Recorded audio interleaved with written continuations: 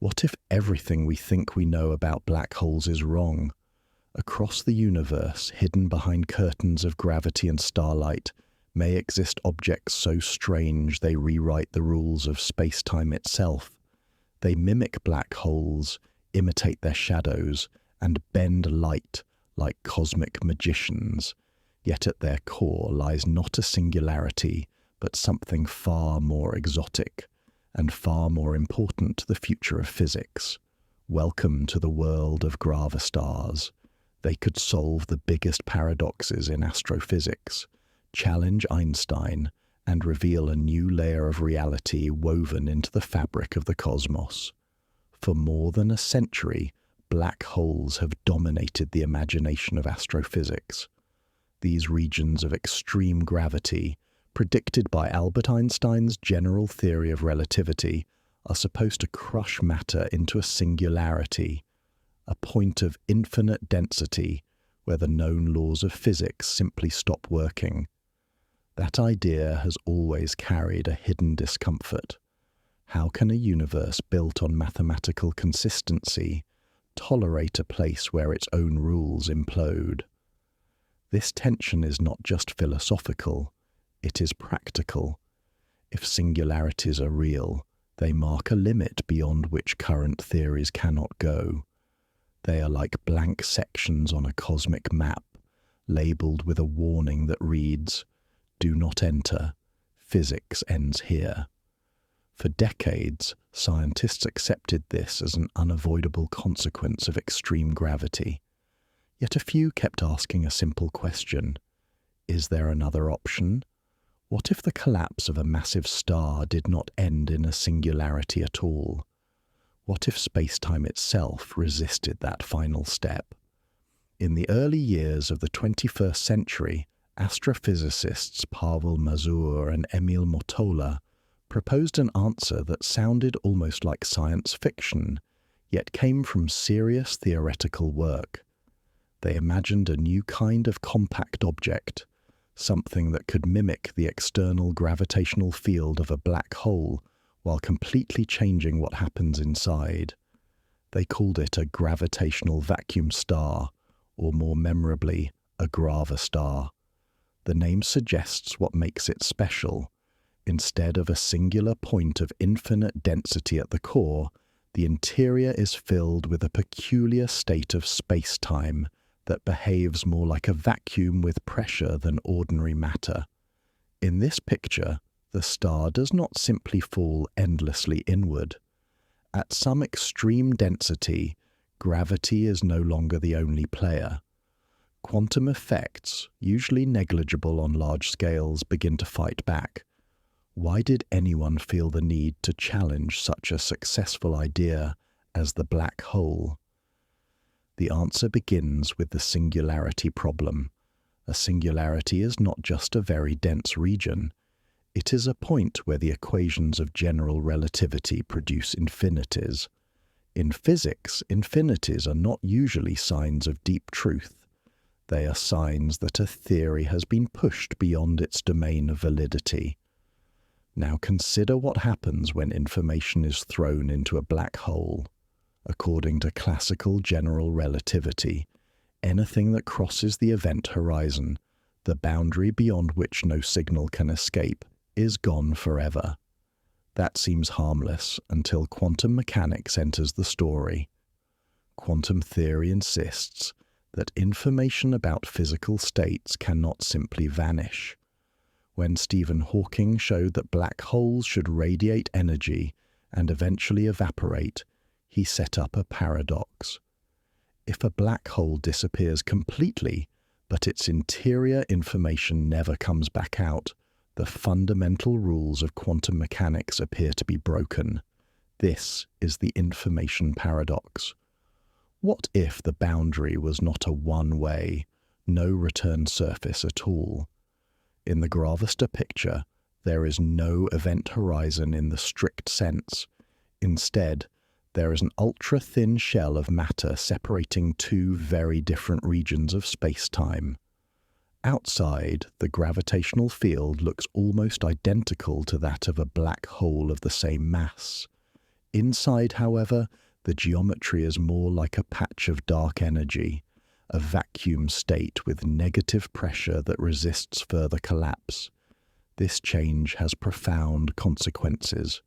Without a true event horizon, the path of information is no longer permanently cut off. Matter falling toward the object can interact with the shell and the exotic interior instead of disappearing behind a point of no return.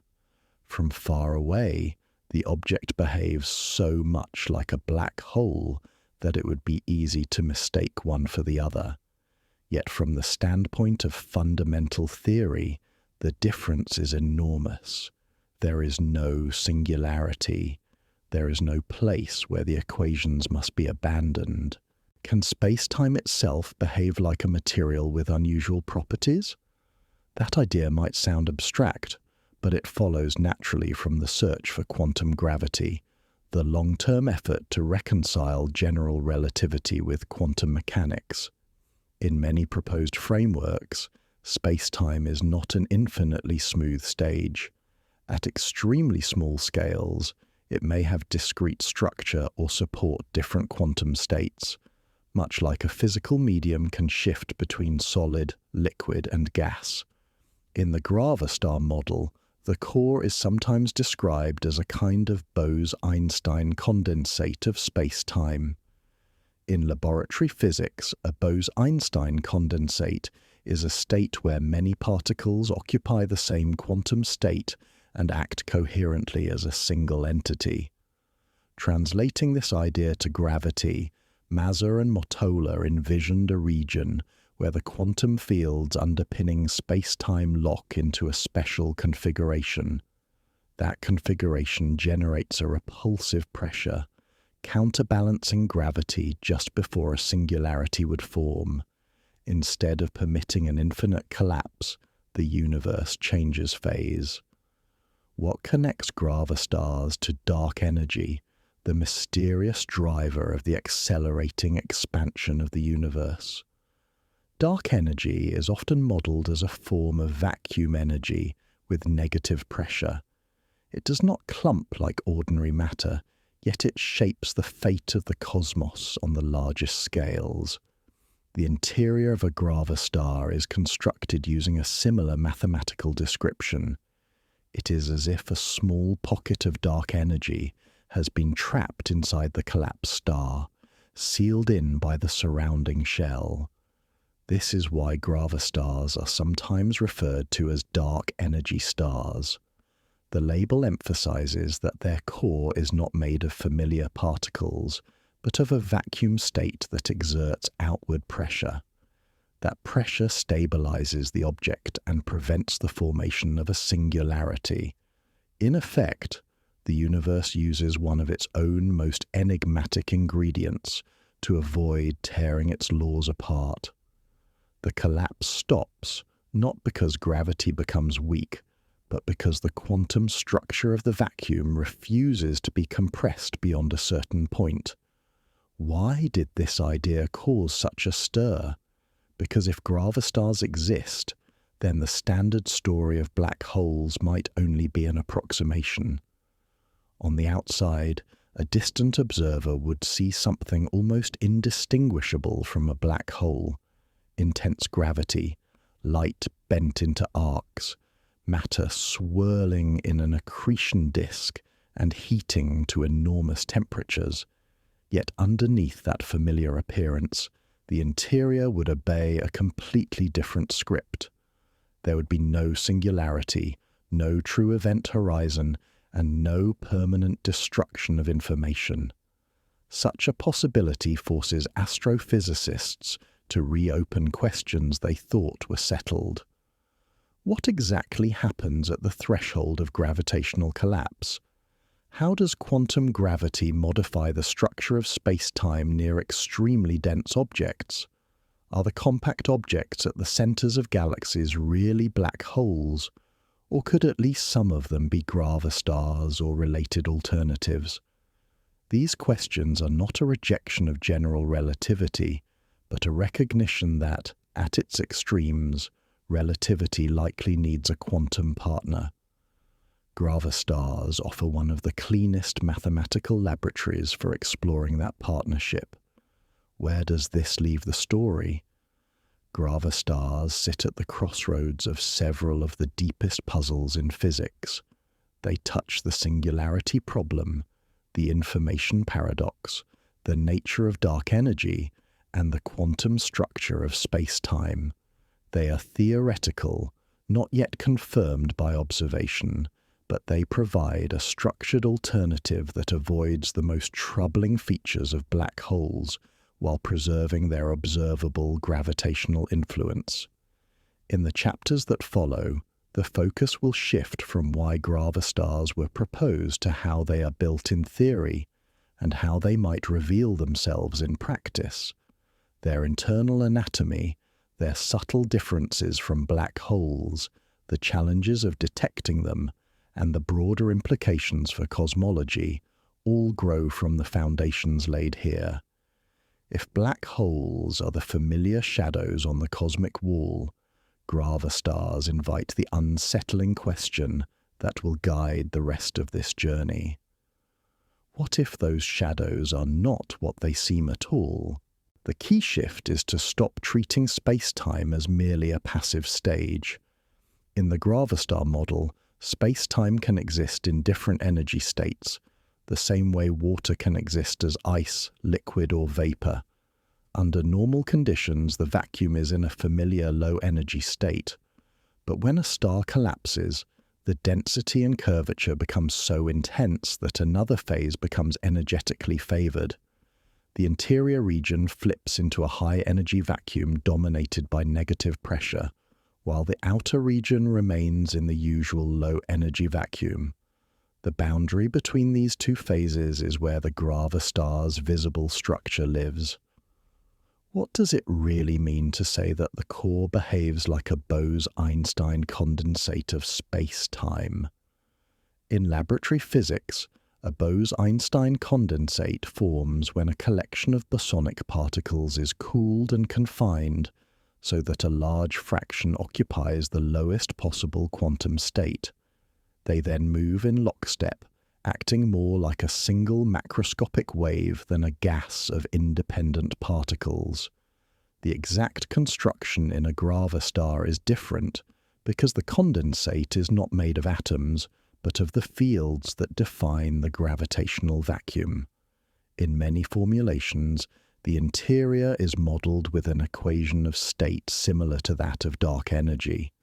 The pressure is negative and closely linked to the energy density. This kind of vacuum resists compression and produces an outward push. In the mathematics of general relativity, such a region resembles a piece of de Sitter space, a solution where space expands rather than collapses. Inside the gravastar, this de Sitter-like core becomes the engine that halts gravitational collapse. The more gravity tries to squeeze it, the stronger the effective repulsive pressure becomes, balancing the inward pull. The result is not a singularity but a stable, high-energy vacuum core. How can such an extreme interior coexist with the familiar external gravity that makes the object look nearly indistinguishable from a black hole? The answer lies in the thin shell that wraps around the core. This shell is an ultra-dense layer of matter that sits near the radius where an event horizon would have formed in an ordinary black hole of the same mass. In many theoretical treatments, the shell is so narrow that, compared with the overall radius, it is almost like a surface rather than a thick volume. Yet its presence is crucial. The shell acts as both a physical boundary and a mechanical brace. On its inner side, it matches onto the high-pressure vacuum interior. On its outer side, it connects to a space-time that looks, to distant observers, just like the vacuum outside a black hole. The shell bears the tension between these two regions. Its own equation of state is chosen so that the combined configuration satisfies the Einstein field equations, while remaining static or quasi-static rather than collapsing further. In more intuitive terms, the shell is the structural ring that keeps the vacuum bubble from either bursting outward or imploding inward. Why is the absence of an event horizon such a defining feature of this anatomy? In the standard black hole, the event horizon is not a material surface. It is a geometric boundary in space-time, a place where light rays that would normally escape instead turn inward forever. There is nothing to touch, no physical layer to hit. Once crossed, all time-like and light-like paths lead unavoidably toward the singularity. In a gravastar, that region is replaced by a tangible, albeit extreme shell. Infalling matter does not pass silently through a mathematical boundary. It encounters a region with intense pressure and density gradients. Exactly how that interaction unfolds depends on the detailed microphysics of the shell, which is still an open research topic, but from a conceptual standpoint the difference is clear. The structure has a defined surface. There is a location where forces can act on infalling particles and radiation. This opens theoretical pathways for energy and information to be stored, transformed, and possibly re-emitted, rather than being lost behind an unreachable horizon. What does it mean to say that a gravastar is a vacuum bubble wrapped in matter in more visual terms? Imagine a region where the vacuum itself is swollen with energy, creating a kind of pressure balloon in the fabric of space-time. Left alone, that bubble would tend to expand. Now imagine that the gravitational collapse of a massive star supplies precisely the right amount of confining material to freeze that bubble in place. That material collects into the thin shell, while the external space-time settles into the familiar Schwarzschild-like geometry associated with a compact mass. From the outside, the object bends light and pulls on nearby stars with almost the same strength as a black hole. Gravitational lensing, orbital motions, and many bulk dynamical signatures would be extremely hard to distinguish between the two scenarios. The distinction lies in what happens very close to the would-be horizon. In the Gravastar case, the pressure profile and space-time curvature change abruptly across the shell, marking the transition from low-energy vacuum outside to high-energy vacuum inside. The geometry does not continue to curve inward to a singular point. Instead, it reaches a stable configuration. How does this layered design remove the need for a singularity altogether? In the usual collapse leading to a black hole, nothing halts the inward march of matter once the event horizon has formed. The density and curvature grow without bound toward the core, and the singularity emerges as a limit of that process. In the Gravastar framework, the collapse halts not because the mass is insufficient, but because the nature of the vacuum and the stress energy within the star change phase. Once the interior has converted into a de Sitter-like vacuum and the thin shell has formed, the equations describing the system find a static or metastable solution. The gravitational pull of the mass is balanced by the vacuum pressure and the tension in the shell. All the curvature that would have piled up at a point is instead distributed across the interior spacetime in a finite, well-behaved way. There is no location at which the curvature diverges.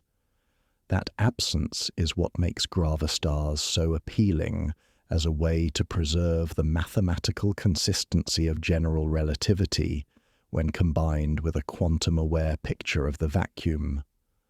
Could the existence of gravastars provide the first macroscopic example of quantum space-time matter? The idea is provocative.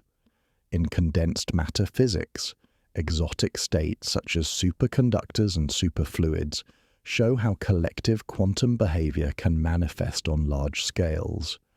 The Gravastar proposal suggests that, under the right gravitational conditions, space-time itself might enter an analogous collective phase.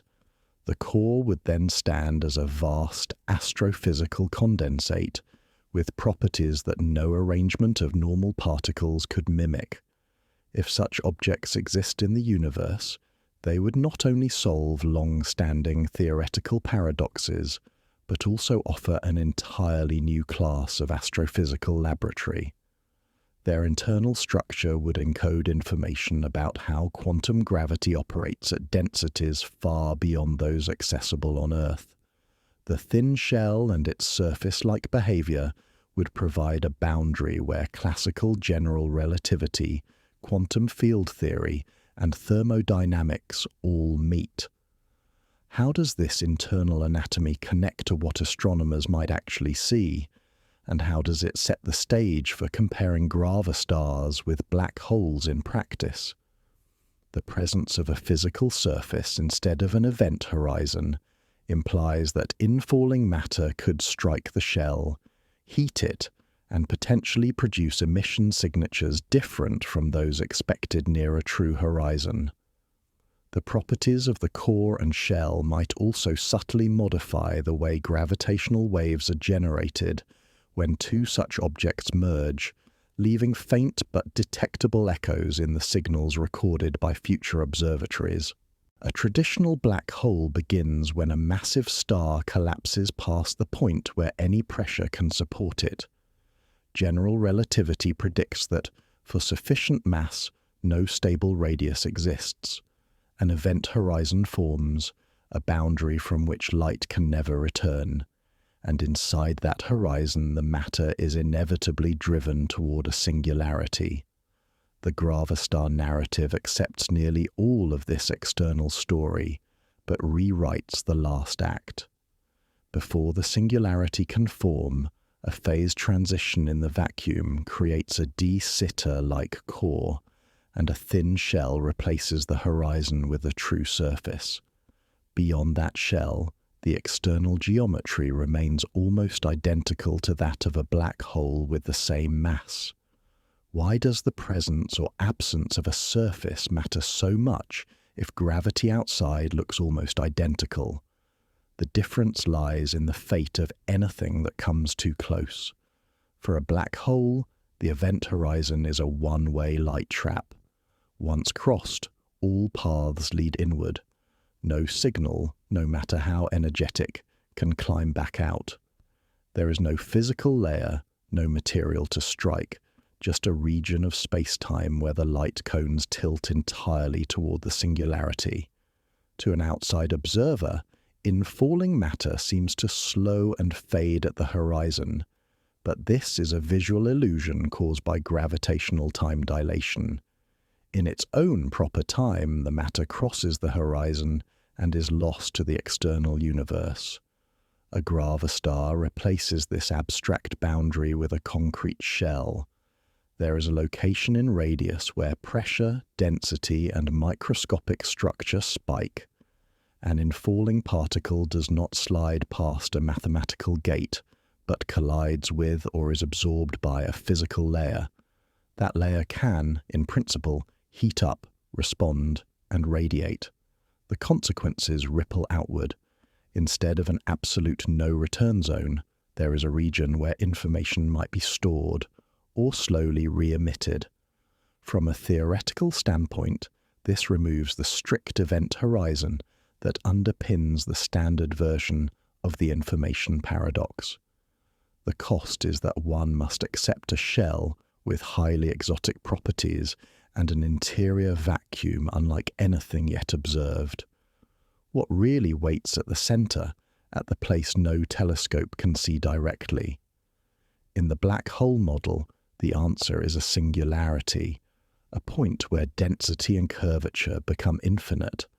Technically, this is not an observed physical structure but a prediction that the solution to the Einstein equations cannot be smoothly extended beyond a certain region.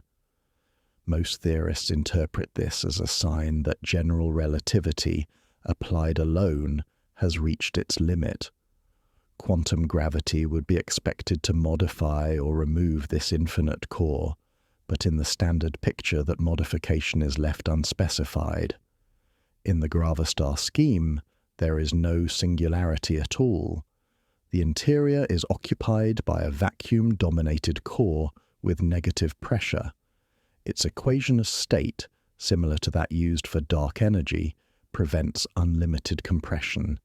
The inward pull of gravity is balanced by the outward push of the vacuum pressure and the tension in the shell. Curvature remains finite everywhere.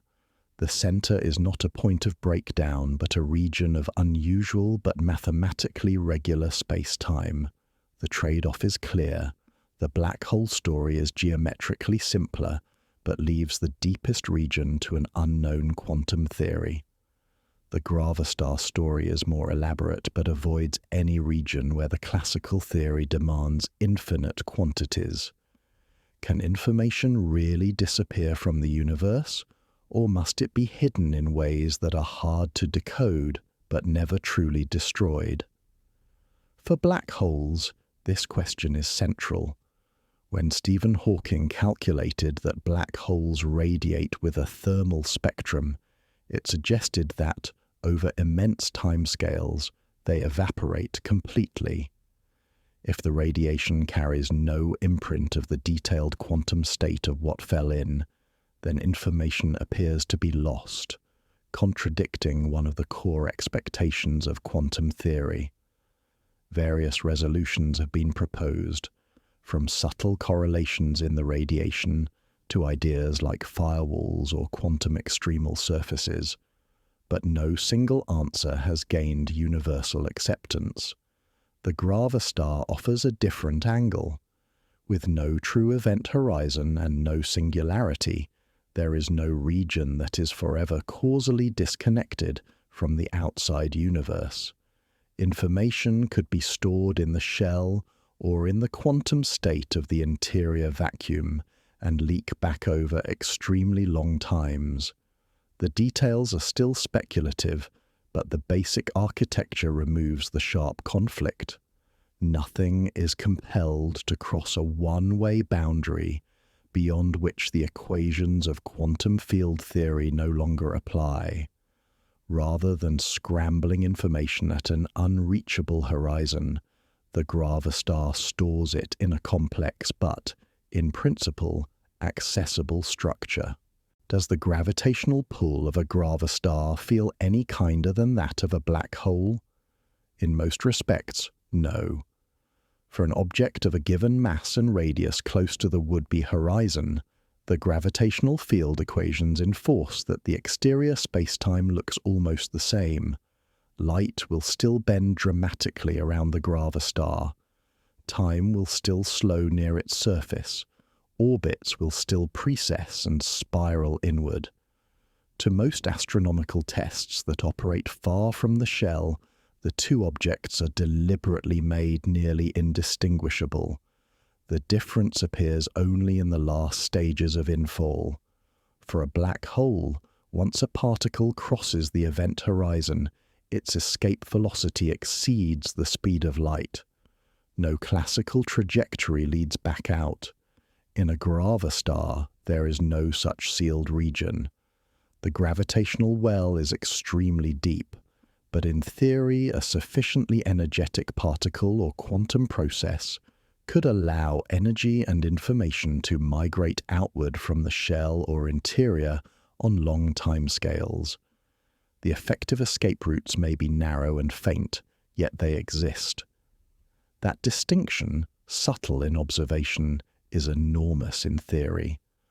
Could an astronomer ever tell the difference purely from how these objects shine and ring? The presence or absence of a surface gives a first clue. A black hole has no material boundary for matter to strike. Accreting gas forms a hot disk outside the horizon, and its radiation encodes the properties of that disk, the spin of the black hole, and the warping of space-time, but not of any physical surface.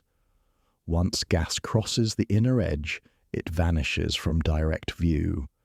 A gravastar, by contrast, possesses a shell that could, under infall, vibrate or oscillate. Those vibrations might modulate the emitted light or produce distinct gravitational wave signatures in violent events such as mergers. Theoretical studies suggest that after two compact objects collide, the ring-down phase, the final settling of space-time, could differ slightly if the objects have surfaces instead of horizons. In gravitational wave data, this might appear as small late-time echoes or deviations from the expected pattern.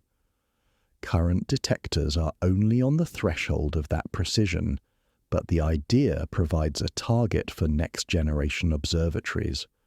Which framework does each object speak for in the larger story of physics? The black hole, as traditionally conceived, is the pure child of classical general relativity. It obeys Einstein's equations exactly until those equations themselves produce a singularity, at which point the theory signals its own incompleteness.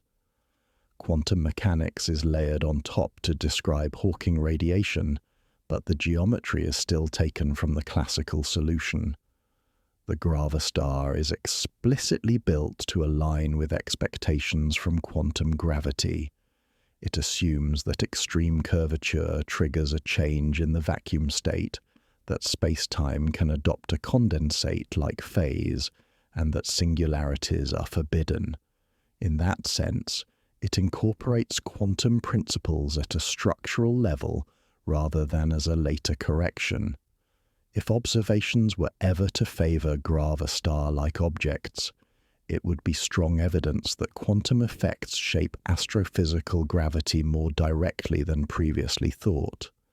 If, instead, every test reinforces the classic black hole model, it would confirm the robustness of general relativity even at its most extreme. Why does this head-to-head comparison matter beyond theoretical elegance? The centers of most large galaxies, including the Milky Way, appear to host supermassive compact objects. Their gravity anchors stars, shapes gas flows, and powers energetic phenomena such as quasars. If these central engines are classic black holes, then their growth, feedback, and interaction with their environment follow one set of assumptions. If a fraction of them are gravastars or related quantum-structured objects, subtle aspects of how they accrete, radiate, and influence their host galaxies could change. The distinction also matters for cosmic history. Black holes merging throughout the universe generate a background of gravitational waves. If some of those mergers involve gravastars, the pattern of signals washing through space-time could encode traces of non-classical structure. On the largest scales, if compact objects can trap pockets of dark energy like gravastar cores, they might slightly alter how energy is distributed across the cosmos. Why is it so hard to move gravastars from beautiful equations into confirmed reality? The earlier parts built a picture of gravastars as vacuum bubbles wrapped in matter, with no event horizon and no singularity, but from the outside almost perfectly copying the gravitational field of a black hole of the same mass. That near-perfect imitation is the first obstacle. When astronomers weigh compact objects through stellar orbits or lensing, what they really measure is the external geometry predicted by general relativity. If a gravastar reproduces that geometry, the data do not immediately betray the difference. For now, gravastars remain theoretical objects. No observation has forced the community to abandon black holes, and no measurement has demanded that a gravastar-like structure must exist. Instead, the situation is more subtle. Black hole models explain a vast amount of data, but in certain regimes, especially close to the would-be horizon, and during violent events like mergers, there is room for small deviations. It is in that narrow space that Gravastar signatures must be sought. How can astronomers hope to distinguish two objects whose gravitational pull is engineered to be nearly indistinguishable from afar? The first line of attack comes from electromagnetic observations of matter swirling around these compact objects. Accretion disks, hot plasmas, and jets all respond to the deep gravitational well, and their light carries imprints of the space-time geometry. For a standard black hole, the inner edge of the accretion disk sits close to the event horizon, and beyond that radius, infalling matter disappears. There is no true surface to strike, so there is no direct thermal glow from a solid boundary. A gravastar, in contrast, has a physical shell located where the horizon would otherwise be. Matter spiraling inward does not vanish at a geometric line, but impacts or interacts with that shell. In principle, this could produce additional radiation, particularly in X-ray and gamma-ray bands, as infalling gas dumps energy into the surface. Over long observations, an object with a surface might show subtle excess emission, delayed echoes of flares, or variability patterns that differ from those expected near a black hole horizon. Accretion disks might also truncate or oscillate differently if radiation pressure from a hot shell feeds back into the inflow. These differences are delicate and easily masked by the messy physics of real disks, which is why they have not yet delivered a decisive verdict. Could space-time itself ring differently when two gravastars collide compared with two black holes? The answer lies in the way strong gravity relaxes after a merger. When two black holes merge, the newly formed object settles into a final state through a sequence of damped oscillations known as the ring-down. General relativity predicts specific frequencies, and decay times for these modes, determined solely by the mass and spin of the final black hole. There is no surface to reflect waves, so the vibrations fade smoothly. If the merging objects are gravastars, the story may change in the final milliseconds. The presence of a surface means that some of the gravitational wave energy could bounce back and forth between the shell and the surrounding curvature potential, producing late-time echoes in the signal. Instead of a clean ring-down that simply decays, the waveform might show faint, delayed repetitions at regular intervals. Current detectors such as the Laser Interferometer, Gravitational Wave Observatory and Virgo are just sensitive enough to begin probing for such features, although no consensus detection has been made. Future facilities with higher precision, like the planned Einstein telescope on Earth and the Laser Interferometer space antenna in space, are expected to search these ring-down tails for any hints that horizons are not perfect. One-way membranes after all. Can light skimming the edge of a gravastar reveal that there is a surface where a black hole would have only a shadow? The bending of light around any compact object is controlled by the space-time metric outside it. For both black holes and gravastars, this metric is constructed to match the same general relativistic solution at radii outside the shell. As a result, strong lensing patterns, such as Einstein rings and multiple images of background sources, will be extremely similar. The difference arises near the photon sphere, the region where light can orbit the object. In a black hole, photons that cross a critical radius are captured forever. In a gravastar, some of those photons might eventually scatter off the shell or secondary atmospheres and escape after a delay, contributing to a complex, time-dependent halo of light. High-resolution imaging, like that used by the Event Horizon Telescope to study the radio glow around the compact objects in the galaxies M87 and the Milky Way, may one day be able to search for deviations from the expected brightness profile inside the shadow. A slightly brighter interior region or structured variability just inside the photon ring could hint at a physical surface rather than an absorbing horizon, although interpreting such signatures requires extreme care. What clues might be hidden in the chaotic glow of matter falling inward? Accretion disks are not simple laboratories. They involve turbulence, magnetic fields, radiation pressure, and sometimes powerful jets, launched along the rotation axis of the central object. Black hole models have been tuned over decades to reproduce observed spectra and variability across radio, optical, X-ray, and gamma-ray bands. Gravastars must fit into this already crowded picture without contradicting what is seen. However, certain anomalies could be suggestive. If an object that appears too compact to be a neutron star shows a persistent thermal component consistent with emission from a surface, that would be difficult to reconcile with a true black hole. If the timing of flares near the inner disk edge suggests reflections or reverberations from a boundary close to the would-be horizon, that might favor a Gravastar-like shell. Researchers already use reverberation mapping, measuring time delays between changes in the innermost regions and their echoes in more distant gas, to probe the geometry around active galactic nuclei. Extending such methods to search for surface signatures is a natural next step.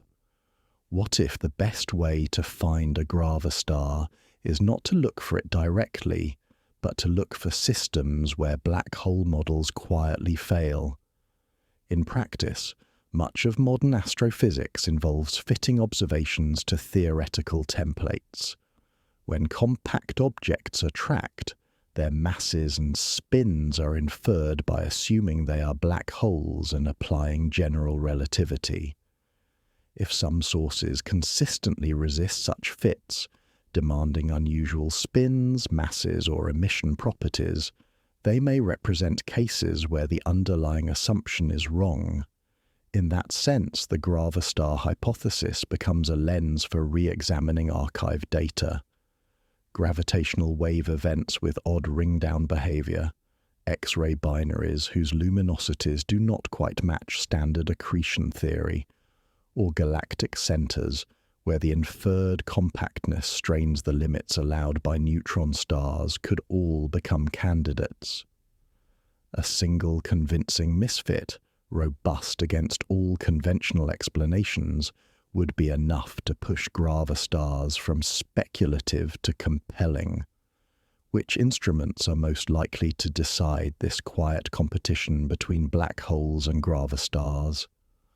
On the gravitational wave side, future ground-based interferometers promise higher sensitivity and broader frequency coverage, enabling precise measurements of ring-down phases and any potential echoes. Space-based detectors will track the slow in-spiral of supermassive compact objects, where small deviations from the expected general relativistic waveforms might betray non-standard interiors. On the electromagnetic side, better X-ray timing observatories will resolve variability near the innermost regions of accretion flows, while improved, very long baseline interferometry will sharpen images of black hole shadows. Together, these tools will test the near-horizon regime more thoroughly than ever before. If Gravastars exist, their subtle differences from black holes are most likely to appear in this frontier zone, where extreme gravity, quantum structure, and astrophysical complexity all intersect. Why would the existence of Gravastars force a rewrite of how space-time is understood? The earlier parts painted them as vacuum bubbles wrapped in matter, with quantum-structured cores and thin shells replacing both event horizons and singularities. If such objects exist in nature, then the universe is not content to let general relativity run into infinities. Instead, it switches phase, turning the vacuum into a kind of quantum material that carries pressure, energy, and structure on cosmic scales. Gravastars would show that the vacuum is not a passive emptiness, but an active participant in gravitational collapse. Instead of allowing all curvature to pile up at a point of breakdown, space-time reorganizes itself into a de Sitter-like core supported by negative pressure. That shift would confirm a central expectation of quantum gravity. Singularities are not physical endpoints, but signs that a deeper description takes over. In this view, gravastars would be the first macroscopic evidence that the quantum architecture of space-time is not confined to the Planck scale, but can shape entire astrophysical objects. How would gravastars change the conversation around the information paradox and the reliability of physical law?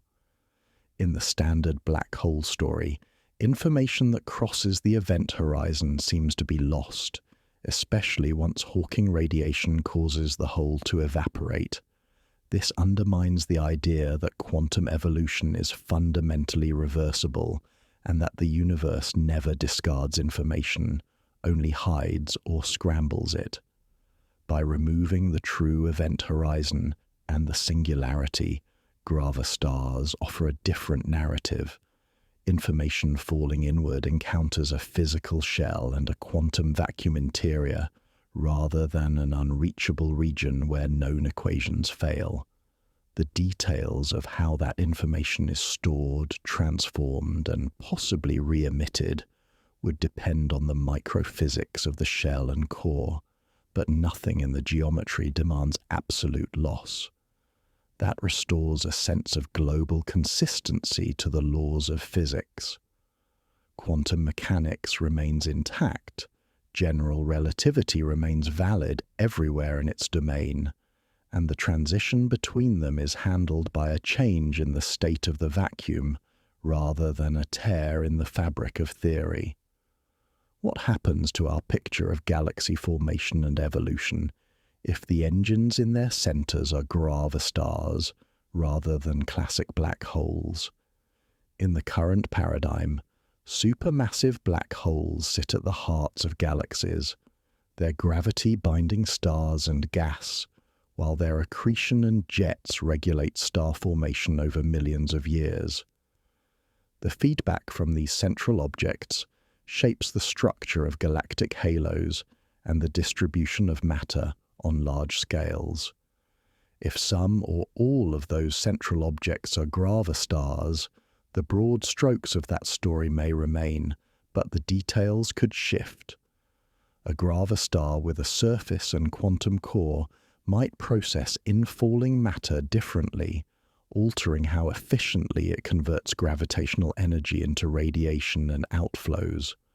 Slight changes in accretion efficiency or jet launching could, over cosmic time, affect how quickly galaxies grow, how often they quench star formation, and how energy is distributed through the intergalactic medium. The trapped dark energy like vacuum inside gravastar cores would also represent a new reservoir of energy, confined on relatively small scales rather than spread uniformly across the universe, potentially introducing subtle corrections to how mass and energy cluster. Why are gravastars still controversial despite their elegant solutions to long-standing problems? One major reason is that they rely on exotic states of matter and vacuum that have not yet been observed directly. The de Sitter-like core, the precise equation of state of the thin shell, and the phase transition that halts collapse are motivated by theory rather than derived from a complete experimentally tested framework of quantum gravity. For many physicists, introducing such ingredients feels premature when traditional black hole models already describe most observations without them. There are also competing ideas that try to resolve the same paradoxes without replacing black holes entirely. Proposals involving modified horizons, quantum corrections near the event horizon, or new ways of encoding information in Hawking radiation attempt to preserve the basic black hole picture while fixing its inconsistencies. From this perspective, Gravastars are only one branch on a larger tree of possibilities. Until there is clear observational evidence that cannot be reconciled with any reasonable black hole-based model, many researchers prefer to treat Gravastars as interesting but speculative. How do Gravastars influence the search for a unified theory of physics, even if they are never conclusively detected? By providing a specific, mathematically consistent alternative to black holes, they offer a concrete target for theories of quantum gravity to aim at and refine. Any candidate theory that claims to unify general relativity with quantum mechanics can be asked whether it naturally produces Gravastar-like solutions, forbids them, or predicts some different end state of collapse entirely. This feedback loop between astrophysical modeling and fundamental theory is powerful. If Gravastar-like objects fit comfortably within a given quantum gravity framework and lead to testable deviations from black hole behavior, they become a bridge between abstract mathematics and observable phenomena. Even the act of searching for Gravastar signatures forces observers to probe the near-horizon regime with unprecedented precision, tightening constraints on all exotic models and sharpening our understanding of where classical relativity truly ends. Why does the idea of Gravastars resonate so strongly beyond equations and data? Part of the answer lies in what they symbolize. Black holes have long been icons of finality, places where matter, light, and even the laws of physics seem to come to an end. Gravastars offer a different image. They suggest that, even in the most extreme conditions, the universe finds structured, lawful ways to avoid true breakdown. Rather than tearing its own rules apart, it reshapes them, turning the vacuum into a protective architecture that prevents infinities. If future observations reveal that at least some of the objects long assumed to be black holes are in fact Gravastars, it would mark a turning point in how humanity understands the cosmos. The dark centers of galaxies would no longer be anonymous abysses, but intricate quantum structures, where information is preserved, where singularities are banished, and where space-time itself behaves like a new kind of matter. Even if Gravastars remain unconfirmed, the very act of imagining them pushes science toward deeper questions, reminding us that what seems settled in textbooks is often only the first draft of a much larger story.